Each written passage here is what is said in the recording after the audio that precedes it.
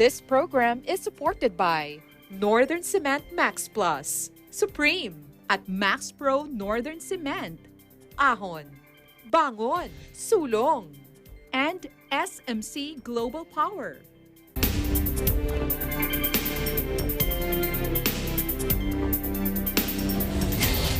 Hello, I'm Alma Angeles and you're watching Eagle News International. On tonight's headlines. Canada, Hungary, the United Kingdom, and New Zealand have pledged to provide over 187.9 million pesos to assist provinces hit hard by the onslaught of Typhoon Odette. The fast-spreading Omicron variant is now the dominant strain of COVID-19 in the U.S. The Malaysian military used boats to distribute food to desperate people trapped in their homes after massive floods, as the death toll rose to 14, with over 70,000 displaced. Alfred Balmes will give us the details. A Swedish company specializing in microchip implants is promoting the use of their device to carry the COVID pass of its user.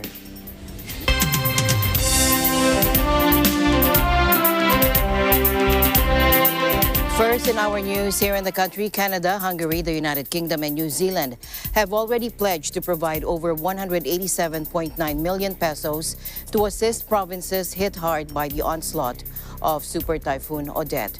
On top of this, several countries like China, the United States, Japan, Israel, and Australia also allocated in-kind goods for immediate deployment to the affected families.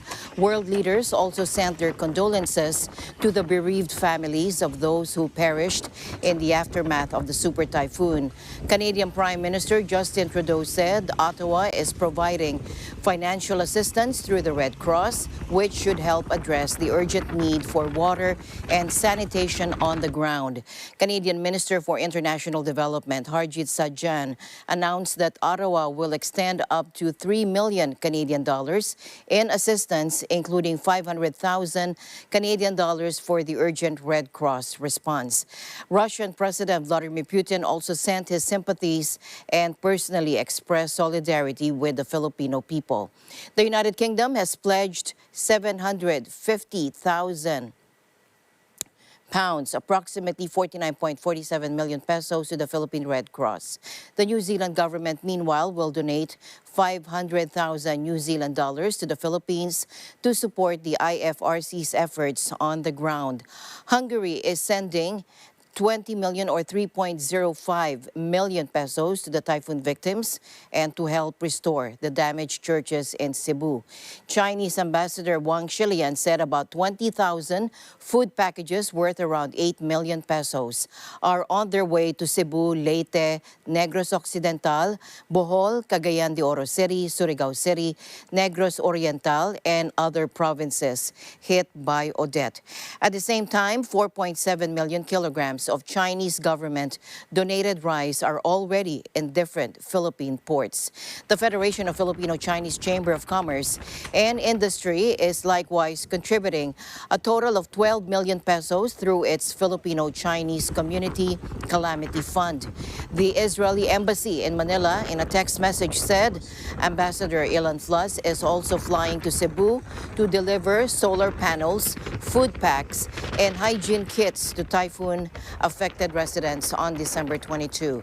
The United States Agency for International Development, together with the World Food Program and the Philippine government, they've deployed 2 mobile operations vehicles for emergency move to Surigao and Ormoc to facilitate access to electricity and internet for responders on the ground. The Japanese embassy, meanwhile, in Manila said Tokyo is also sending disaster relief assistance in the form of generators, camping tents, sleeping pads, portable water containers, and plastic sheets to cover roofs. Meanwhile, President Duterte has committed to raise an additional 10 billion pesos for provinces severely affected by Typhoon Odette. Acting presidential spokesperson, Cabinet Secretary Carlo Nograles, confirmed this on Tuesday after the president visited on Monday the typhoon-hit victims in Cabancalan City, Negros Occidental. The president earlier committed 2 billion pesos for Odette-hit provinces in his visit to Leyte and another 2 billion pesos after his visit to Cebu and Bohol. In a situation briefing in Cabancalan City, President Duterte provided guidance and issued several directives to national agencies to address the immediate concerns of the local governments of Negros Occidental and Negros Oriental.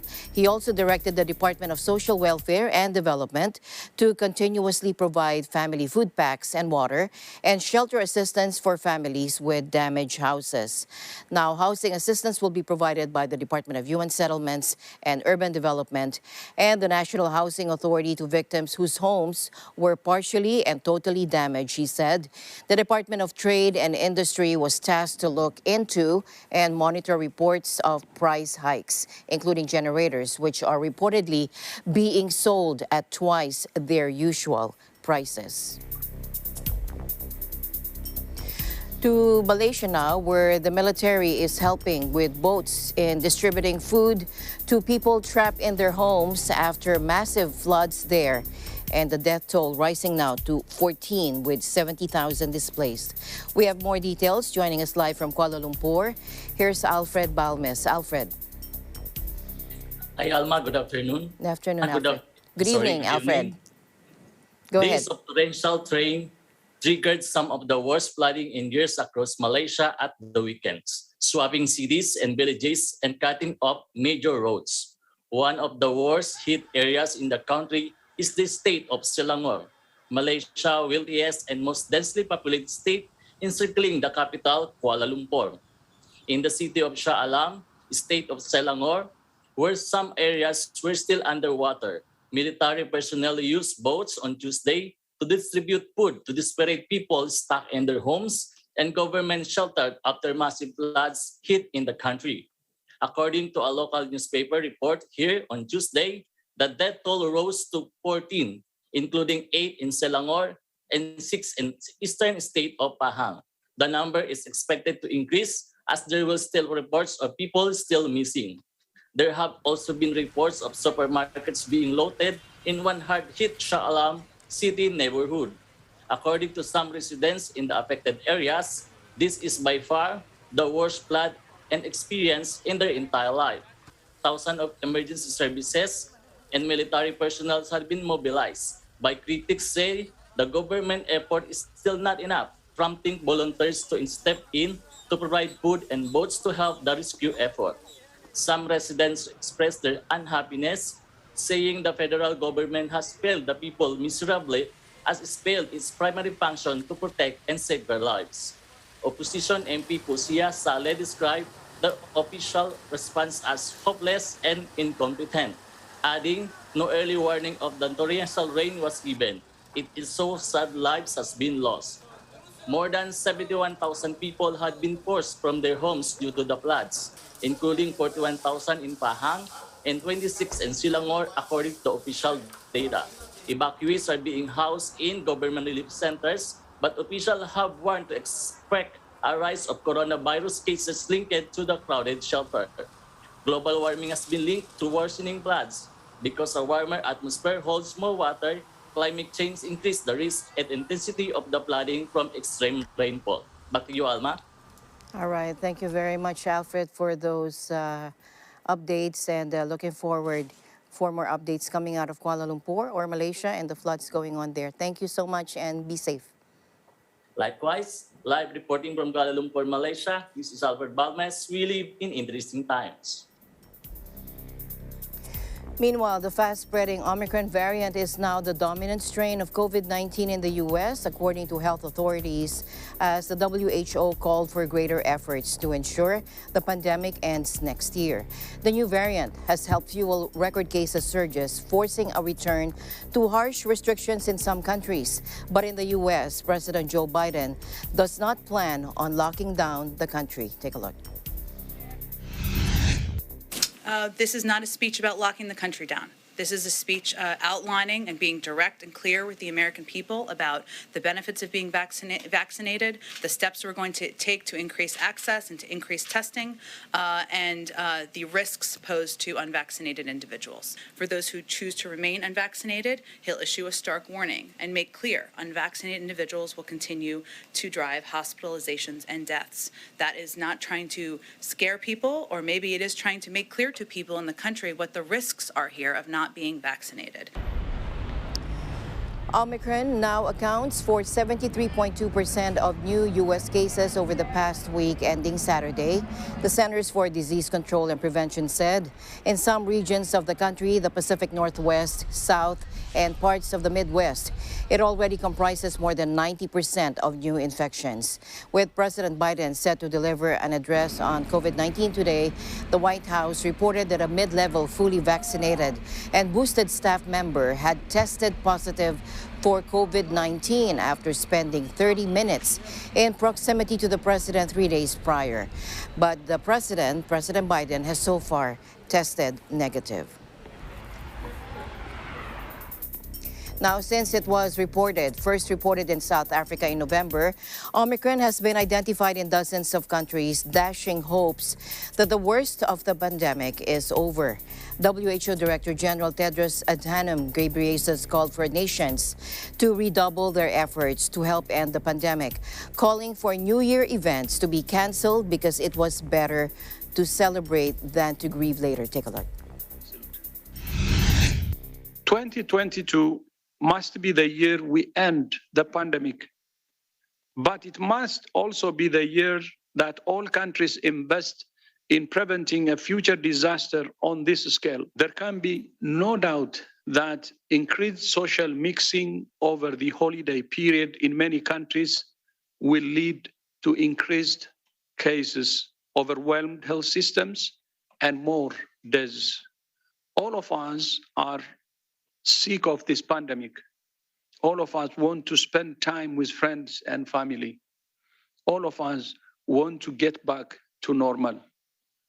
The fastest way to do this is for all of us, leaders and individuals, to make the difficult decisions that must be made to protect ourselves and others. But an event cancelled is better than a life cancelled.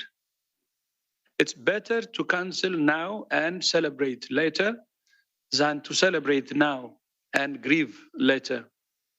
More than 3.3 million people have lost their lives to COVID-19 this year, more deaths than from HIV, malaria, and tuberculosis combined in 2020. Okay, just let me say that again. He said it's better to celebrate later than to celebrate now and grieve later. Dr. Tedros insisted it was possible to halt the pandemic, but said it would require using all the tools at our disposal, ranging from vaccines to mask wearing and physical distancing. And perhaps most importantly, the world needed to end the glaring inequity in access to vaccines. Meanwhile, back to the U.S., Harris County in Texas has reported its first death caused by the Omicron variant of COVID-19. According to Harris County Judge Lina Hidalgo, the patient was a man in his 50s who wasn't vaccinated and had an underlying health condition. Houston Methodist said Monday that 82% of its new cases are Omicron after just 3 weeks of testing for it. It took Delta 3 months to reach that point. Texas Children's is also seeing hospitalizations and cases doubling and tripling over the last week. And the New York governor also announcing that New York set a new record Sunday for the highest daily single-day increase since the pandemic began, with more than 23,000 confirmed cases. Let's listen in. As we talk about this winter surge and the vertical increase in the number of cases, and it is vertical, it's going straight up. This is not March of 2020. It is not even December of 2020. Yesterday, we broke another record with 23,391 cases. You can see the cases per 100,000 people has been rising, a 4 times increase in cases from last week. We had about 6,000 on last Sunday to 23,000 this Monday. So that is a very high spike in cases. We've been watching this closely, just what we've been seeing in the places it started in other places of the world, just what we're seeing all over this country. The first wave of the pandemic brought New York to its knees in the spring of 2020. The megalopolis of 8.5 million people, long known as the city that never sleeps, felt almost deserted for weeks, its empty streets resembling something from a scientific fiction movie about a post-apocalyptic world. The only sound heard in Manhattan's Broad Avenue seemed to be the stress-inducing wail of ambulance sirens, while hospitals operated beyond capacity and morgues were forced to bring in refrigerated trucks to handle the huge influx of COVID victims. The disease has claimed at least 34,000 lives in New York since spring 2020, and the city, especially Manhattan, has never completely regained its legendary glitter and energy of pre-COVID days. Meanwhile, the European Union approved its 5th COVID-19 jab Monday from U.S. firm Novavax, with Europe already far ahead of other parts of the world with its rollout of vaccines and booster shots. Authorization of the jab, which uses a more conventional technology than other COVID vaccines, has raised hopes that people worried about getting vaccinated might not come forward. The other vaccines approved in the bloc are from Pfizer, Moderna, AstraZeneca, and Johnson & Johnson, and the EU has already signed a deal to buy up to 200 million doses of the 2-shot Novavax vaccine. In London, meanwhile, it announced it had canceled a New Year's Eve event in the central Trafalgar Square for 6,500 people. Let's listen to some reactions. I think it makes everyone feel quite depressed, and everyone in this country will have made their plans, and I think it's too late. Well, hopefully it won't happen. We don't think it will, because it was very strict last year, as you know. We couldn't meet up with our families, really. And this year we are meeting up at the moment, until we hear any more today or later on this week, whether there will be any more restrictions. They're bringing them in quite quickly, aren't they? Absolutely. I've actually had COVID 3 times. I'm a dental nurse and I have my own business. So I know how COVID feels, and it's horrendous. I fear for the older generation, especially the other younger people like myself who have survived COVID 3 times will bring to older people. I know a lot of older people that have died from it, so I'm quite fearful of that as well. Paris has already canceled its New Year celebrations, and Germany is expected to roll out tight restrictions on private parties and close nightclubs, according to a proposal seen by AFP. New Year's Eve celebrations with a large number of people are unjustifiable in the current situation, reads the draft document. Morocco has announced a blanket ban on New Year's Eve celebrations, but British Prime Minister Boris Johnson ruled out any further tightening of England's coronavirus over the holidays, while pledging to keep the situation under constant review. Queen Elizabeth II is nonetheless understood to have canceled plans to spend December 25 at her Sandringham estate and will instead take sensible precautions and stay at Windsor Castle, according to British media.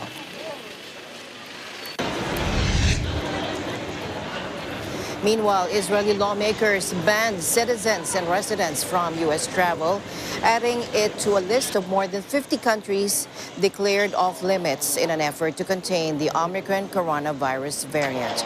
A parliamentary committee voted to approve a health ministry recommendation putting the U.S. on Israel's red list, along with Belgium, Canada, Germany, Hungary, Morocco, Portugal, Switzerland, and Turkey, according to committee spokeswoman Ronit Gal in a statement. Britain, France, and Spain were among the countries already on the red list. Barring U.S. travel for Israeli citizens and residents would mark a significant step for Prime Minister Naftali Bennett's government, given the hundreds of thousands of dual nationals and close ties between the countries. Bennett said Israel was in the midst of its fifth wave of COVID-19. And U.S. vaccine maker Moderna expressed confidence Monday that its booster shot was effective against the Omicron variant after the announcement of laboratory results it described as reassuring. Giving a full dose of Moderna's vaccine as a booster shot also provides more antibody protection against Omicron than the currently authorized half-strength injection, according to the announced results. Moderna says preliminary data show antibody response to Omicron at the 50 microgram dose increased 37-fold. But when the dose was doubled, antibody levels increased 83-fold. Moderna CEO Stefan Bancel called the results, quote, reassuring, adding that the company continued to develop an Omicron-specific jab. Meanwhile, top U.S. pandemic advisor Anthony Fauci said vaccinated and boosted people should feel very comfortable in getting together and enjoying a holiday meal, although the Omicron variant is spurring new waves of infections globally. During a virtual speech, Dr. Fauci adds that travel bans would not provide any added value. Take a look. Is you can go the extra mile and get tested before you have a family gathering or a group. Get tested the day before or the day of getting together. But vaccinated and boosted people, when the family members are vaccinated, should feel very comfortable in getting together and enjoying a holiday meal or a holiday get-together. No, I think when you get to the point when there's enough of a virus in your own country, it doesn't really make any sense of trying to keep it out, because this is spreading so rapidly right now that input from countries that might even have less infection than we have, it doesn't give you any added value. Boosters are critical in reconstituting protection. And our booster vaccine regimens work. And we don't think there's a need for a variant-specific booster. Is if we do what we've been recommending very repetitively and intensively: vaccination, booster, mitigation with masks in congregate settings. And over time, we feel confident that we will get this under control. The top U.S. pandemic advisor warned on Sunday of a bleak winter ahead as the Omicron coronavirus variant spurs a new wave of infections globally. With Omicron, Fauci told NBC News it is going to be a tough few weeks to months as we get deeper into the winter. And despite indications that Omicron is not more severe than the still dominant than the Delta variant, early data suggests it could be more infectious and possibly have higher resistance to vaccines. And this just in, Thailand reimposed mandatory coronavirus quarantine measures for foreign tourists today, nixing a quarantine-free travel scheme as the kingdom seeks to stifle the spread of the Omicron variant. The pandemic has clobbered the country's tourism-dominated economy, which last year experienced its worst pandemic since the 1997 Asian financial crisis. In early November, Thailand reopened to fully vaccinated travelers who had to isolate for a night until they received a negative PCR test from more than 60 countries. But the government announced today the so-called Test and Go scheme that will be suspended for at least 2 weeks.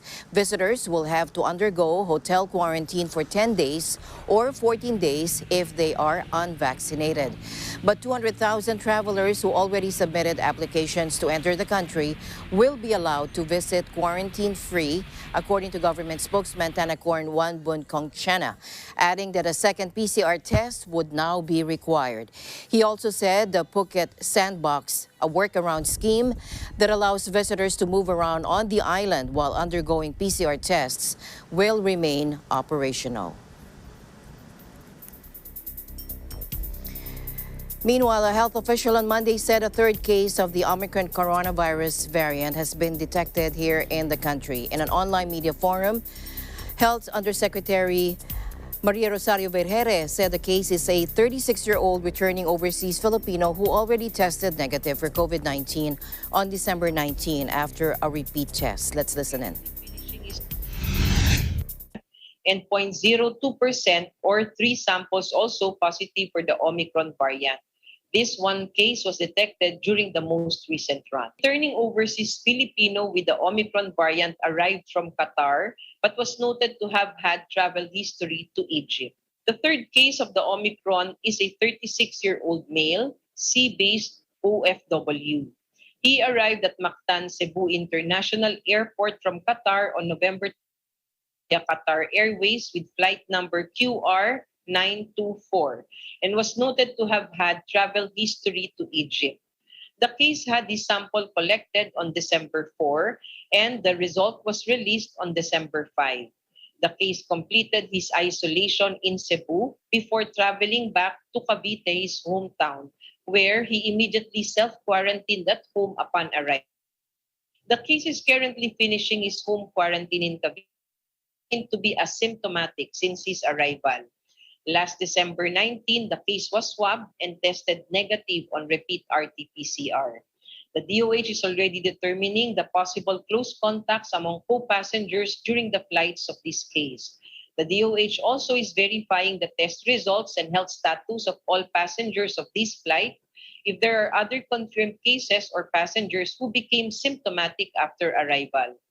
The DOH is also task group on the management of returning overseas Filipinos to complete the details of the flights of these individuals.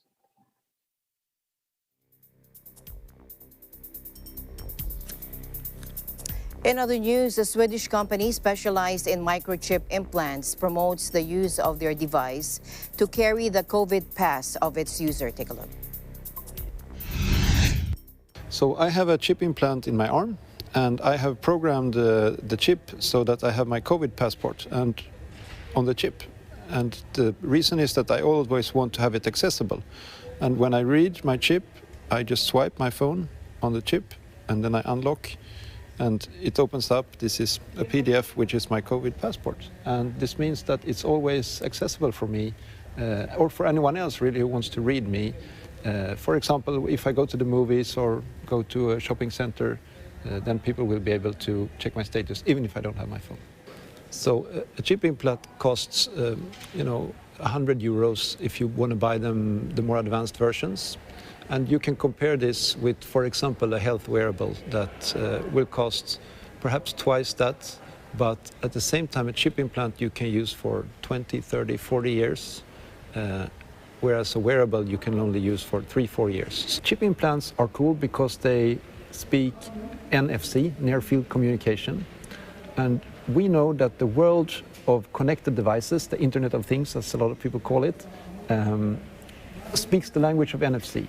I mean, that's what you do with door readers, with smartphones, with payment terminals. They are all NFC enabled. So when I have a chip in my hand, it allows me to speak the language of all these devices and interact with them effortlessly. I say the COVID pass is maybe the thing for the winter of 2021, 2022. So we're going to use this for a few months, then it's going to go out of fashion. We'll do 100 other things. So, but right now it's hot because there's a very relevant user application for it. So that's why we're doing this right now. But if you understand how these implants work, they don't have a battery.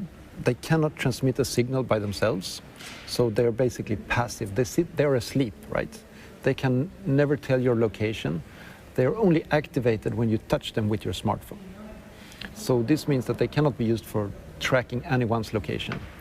And what matters to me is that the people who get chip implants, they do so because they are, on a volunteer basis, and because they're curious and they want to work with this technology. Well, I think it's very much part of my own integrity to have myself chipped and keep my personal data there with me. I actually feel in a way that it's even more controlled on my end, having it in my own hand.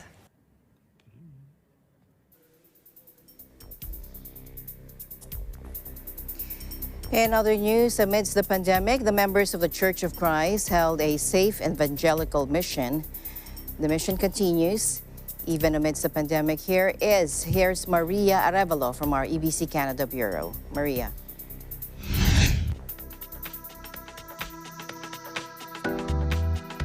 Here in Southern Ontario, Canada, the Iglesia Ni Cristo Church of Christ holds an evangelical mission sponsored by their choir members. Under the Ontario Reopening Act, full capacity is permitted in event space such as church gatherings, with physical distancing recommendations and proof of vaccination requirement. This event is actively participated by their brethren from Mississauga East, West, North and South to Burlington, Niagara Falls, Brampton, Norval, Milton, and Oakville congregations. The locales of Guelph, London, Leamington, and Windsor are connected via WebEx. In response to the call of the church administration to intensify further the works of propagation, our district is having our evangelical mission sponsored by the choir members. The choir members' goal in leading this event is to sign up 50 new Bible students. Part of their preparations include a week-long devotional prayer and daily propagation challenges leading up to the event. It's been almost 2 years since the coronavirus set into our lives. Communities, businesses, and organizations have been greatly affected by this pandemic. The Church of Christ here in Southern Ontario has been devoted in helping the community and the government to prevent the spread of COVID-19 by strictly following the health protocols in place while sharing their faith with their fellow men. We talked about what we could do to inspire and encourage the choir members to share our faith. So we decided to do a 7-day challenge. So 7 days before the Evangelical mission, we gave them specific tasks to do daily in order to help them to share their faith, such as sharing posts online from our INC media. There was a huge paradigm shift in the way we live since this pandemic happened. Proof of vaccination, temperature checks, and wearing of masks are the top priorities in any public places, whether it's indoors or outdoors. This pandemic has reached billions of cases and has taken away millions of lives all over the world. Currently, travelers began to book their flights again, and it has given the tourism industry the chance to recall their employees and start recovering. But because of the new variant called Omicron, the government issued new travel requirements. Passengers may experience additional screening, health checks, and delays both on their departure and arrival process. Schools, businesses, and private organizations must also comply with the instructions, recommendations, guidance, and advice of public health officials to ensure that everyone's well informed. Meanwhile, the Iglesia Ni Cristo Church of Christ here in Southern Ontario continue to encourage active participation of their brethren in many church activities, virtual or not, to all the more strengthen their spirituality amidst these challenging times. All of our doctrines and religious services are based on biblical teachings. And these very same teachings are what we strive to share with our fellow men, so they too can find hope amidst these difficult times made worse by the pandemic. This is why we conduct this evangelical mission today in our district. The hope and the inspiration out of the support given by the church communities makes such an extraordinary difference in our society. For Ego News Service, this is Maria Arevalo, your Canada Bureau. And the news continues here on Eagle News. We'll be right back.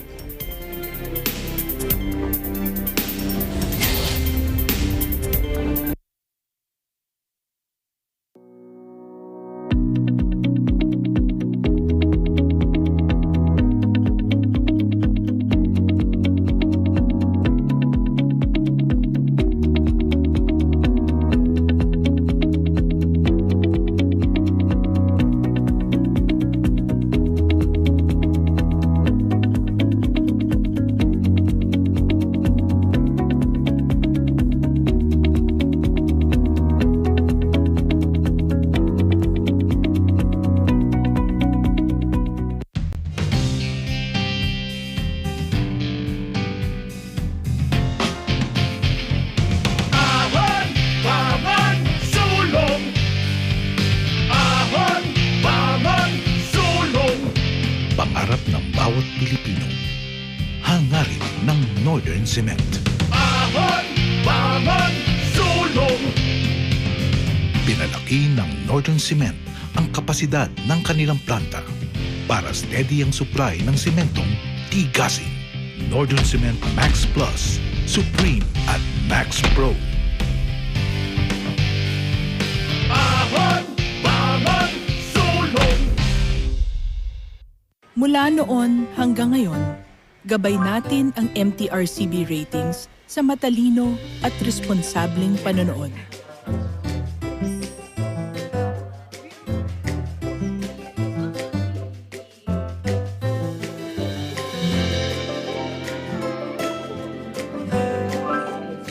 Sa tamang pagsunod sa MTRCB ratings, ginagawa nating ligtas at makabuluhan ang panonood ng bawat miyembro ng pamilyang Pilipino.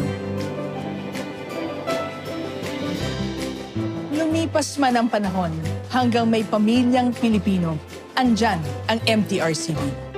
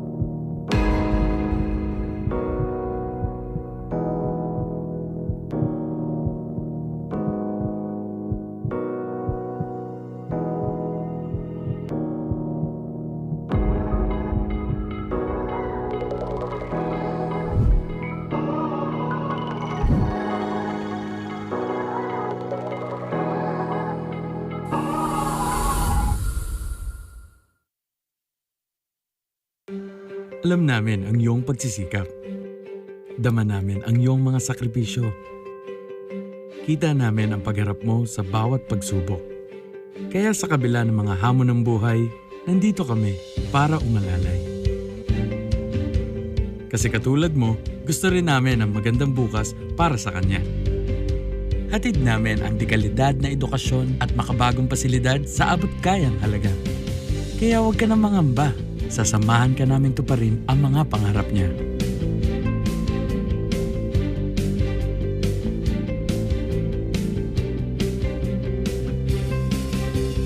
Maaasahan mong sulit dito ang mga pinagsikapan mo. Sa aming mga makabagong pasilidad at sistema ng edukasyon.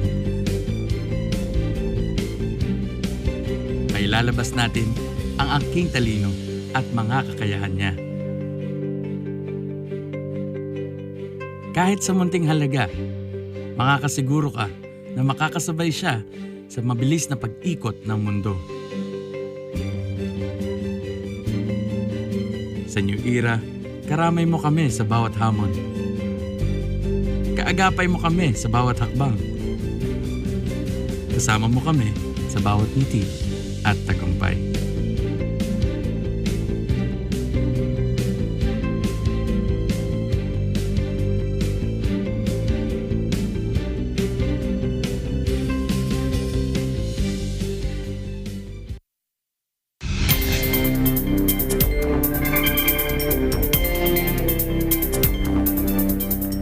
Welcome back. A low-pressure area over the Pacific may enter the Philippine Area of Responsibility or PAR either on the 23rd or 24th of this month. According to Pagasa, confirming it on Monday, it will be closest to the landmass of Mindanao on Saturday night or on December 26. Let's listen in. Nakarating din po sa ating opisina yung kumakalat na balita na magkakaroon daw ng bagyo ngayong darating na weekend. So, isang example po ng reference ng ating mga weather forecasters, ang Global Spectral Model nagpapakita ng wind forecast hanggang sa darating na Huwebes.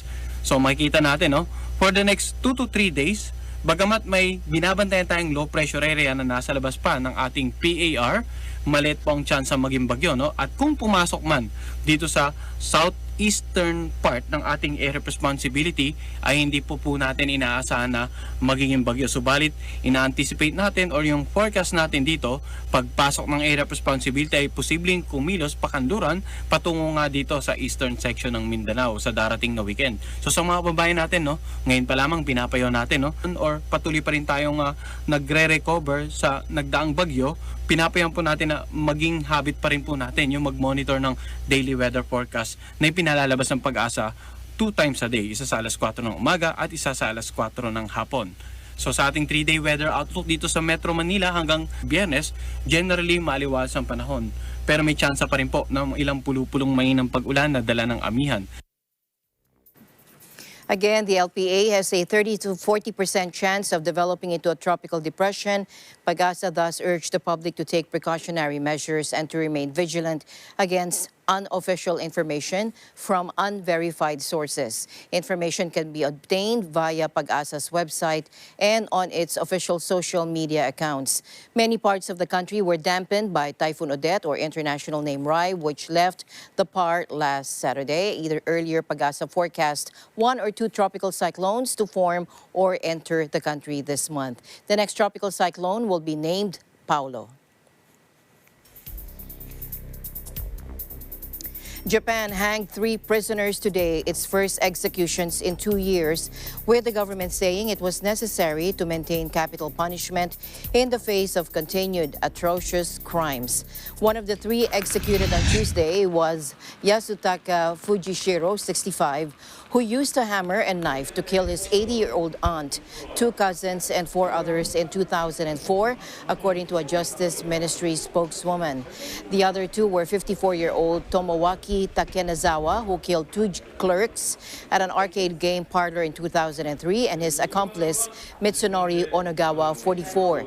The executions were the first under Prime Minister Fumio Kishida, who took office in October. Japan is one of the few developed countries to keep the death penalty, and public support for capital punishment remains high despite international criticism, especially from rights groups. More than 100 people are currently on death row in Japan, and most of them for mass murder. Executions are carried out by hanging, usually long after sentencing.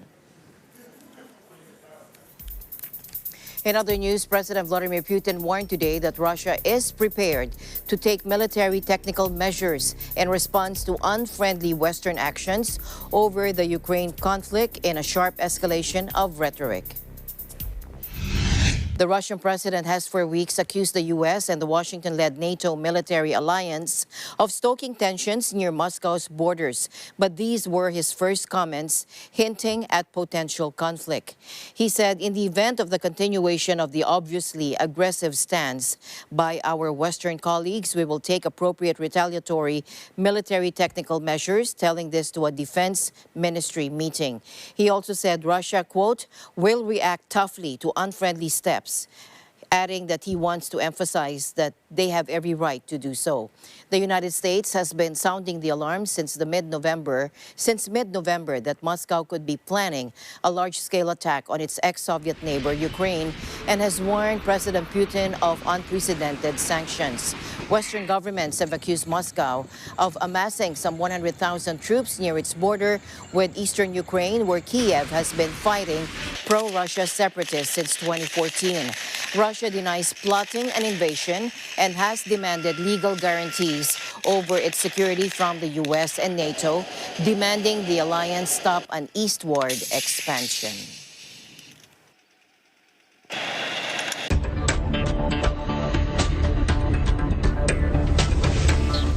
European and UK gas prices rocketed Tuesday to all-time highs on strong winter demand and simmering geopolitical tensions between key supplier Russia and consumer nations.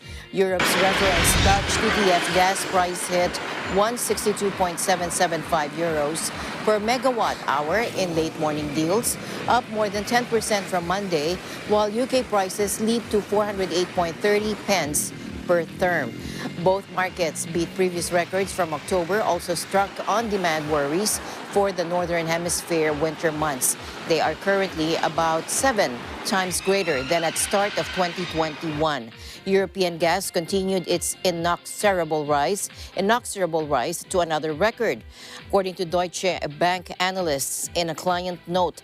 And some analysts are blaming the market spike on ongoing controversy surrounding Russia's planned Nord Stream 2 gas pipeline. German Economic Affairs Minister Robert Habeck warned Saturday of severe consequences for the Nord Stream 2 gas pipeline from Russia to Germany if Moscow attacked Ukraine.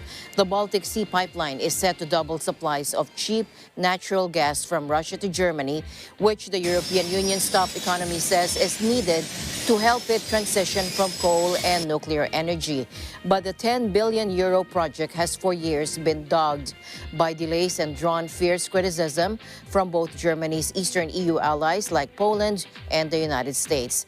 Critics say Nord Stream 2 will increase Europe's dependence on Russian gas, and Ukraine has described it as a geopolitical weapon. 1/3 of Europe's total gas supplies come from Russia.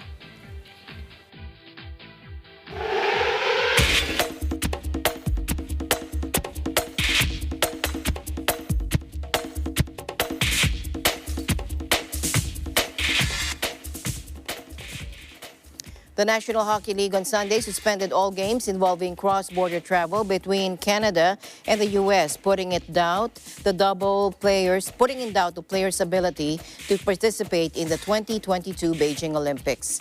The league was scheduled to take a 3-week break in February, so the NHL could take part in the Winter Games for the first time since 2014 in Sochi. But with close to 40 games postponed due to COVID-19 outbreaks, the league might now have to use that time to get the regular season schedule back on track. The league said on Sunday it's expected to make a decision on the Olympics in the coming days.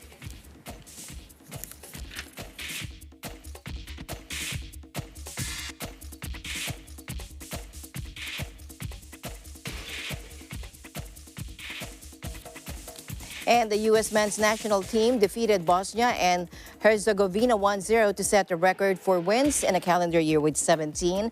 Here's Alan and Eva Basalyahe at the scene. Take a look. 2026 World Cup, we're coming. Hey, come see us. Home nation. Hey, come see us. This is going to be a show. We love Bosnia. You are our pride and joy. We're coming. We're coming for that #1 spot, so keep us. And we swept Mexico.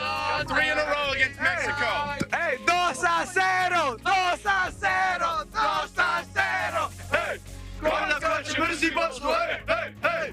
Gol skače mrzi Bosnu, hey. Gol skače mrzi Bosnu, hey. The U.S. men's national team looks to close out the year with one more victory in a friendlies match against Bosnia and Herzegovina. And they get the job done, scoring a goal in the 89th minute. The play that led to the only goal of the game started with a cross from Reynolds from the corner of the box. After short back-and-forth passing between Gomez and Zardes, Gomez attempted a shot from the top of the box but was denied by a two-handed deflection from the goalie. Fortunately, it was Cole Bassett who capitalized on the opportunity, rushing in near the top of the goal box to quickly tap the ball in for the score and the win. You know, I like to write my goals down, and right before this camp, I actually wrote down on a piece of paper. I left it on my bed, so right when I get home, you know, I see it. And first thing was make my debut. Second thing was score a goal. And for me, it's pretty special that actually those things came true. How many times have we won a game this season, 85th minute or later? It's been pretty awesome, and that's been a characteristic of this team, just to never give up and just to be relentless and just keep going and keep trying new ideas and applying our principles of play into the games. And eventually we've been able to wear teams down with our fitness and athleticism, and being rock solid at the back is helpful as well. So I think that, you know, part of it is just explaining to the guys what we're trying to do, you know, what our vision is and what we're here for. And then the understanding that all this group is a point on the timeline of the USMNT. You know, it's a very special heritage. To be part of this is very special, and to really embrace that.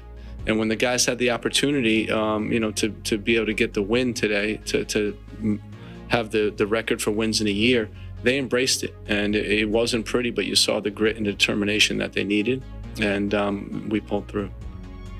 Fans give their reactions about the day's game and share their outlook for soccer in 2022. all about soccer. I grew up playing soccer. It's not all about just kicking the ball up. When you're a defender, it's not all about just kicking it up. It's all about making plays, making strategies. If you look at Pep Guardiola, look at Barcelona. They would play from the back and build up. You know, it's always great coming out, watching a team play, but, you know, I think that, you know, it's good to see some young, hungry players going out, a whole lot to prove, you know, getting ready to find some new players. I think my only problem is I think that, you know, we got the weapons, but, you know, you can have a ton of paintbrushes, a ton of different colors, but you need a good artist to paint it together. I'm a fan of Team USA after watching today's game. Enjoyed the great win.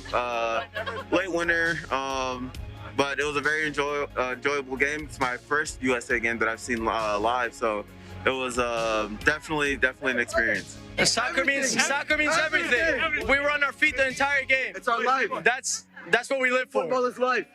It gives you goosebumps thinking about it. Like, if the game was in Japan, we go to Japan to watch the game. You know, it doesn't matter. Wherever, we're there to support. We're proud. It's the pride. It'll take us anywhere. In today's match, I think the boys, USA played pretty, I guess, tentative at the beginning. It was like a very, not a lot of action in the first half. And then I think towards the end, they felt like they really needed that goal, that last goal. So they made some things happen. I think our defensive end was very strong, but not a lot of playmaking going on. So in the 89th minute, I think they kind of just had that motivation that they needed. And then a lot of the young guys have never played before for USA. This is a friendly and it's not a World Cup qualifying match, and so this was an opportunity for a lot of the young guys who never get to play to get an opportunity, and so those guys were hungry. And so, you know, congrats to number 11 who scored that goal. It's, you know, USA, let's go! USA, let's go! Yeah, some very hungry young gentlemen looking to score, looking to make their mark so they can maybe get included in the World Cup qualifiers. Well, definitely the game today was not our craziest result, but it was definitely for an improvement and for the domestic-based players, and for sure. I'm very happy to see a lot of these names come in for the first time to make their debut. We had a lot of young guys out there, a lot of new guys, haven't played before, but we're happy to see them play. We're proud of our country, you know. We'll travel from wherever the game is. My brother, good game, brother. You see, it's all love. It's all love. It's all love. Wherever they're playing, we'll travel from all over the country to see them play. You know, it was a very difficult year for many of us, you know, still in that quarantine kind of thing, but I'm very happy to say that we got through it in new year, new everything, and here comes to the qualifiers coming in 2022. Soccer fans are very passionate about their teams. But regardless of which side you're rooting for, the folks we spoke with all agree that they hope next year will be even better and brighter. In Carson, California, Ivan Allen, Eagle News, we live in interesting times. Thanks, guys. And that's it for tonight's broadcast. Thank you all for joining us. We'll see you back tomorrow. And at the end of the day, as I always say, there remains so much more to be grateful for. I'm Alma Angeles. We live in interesting times. Good night.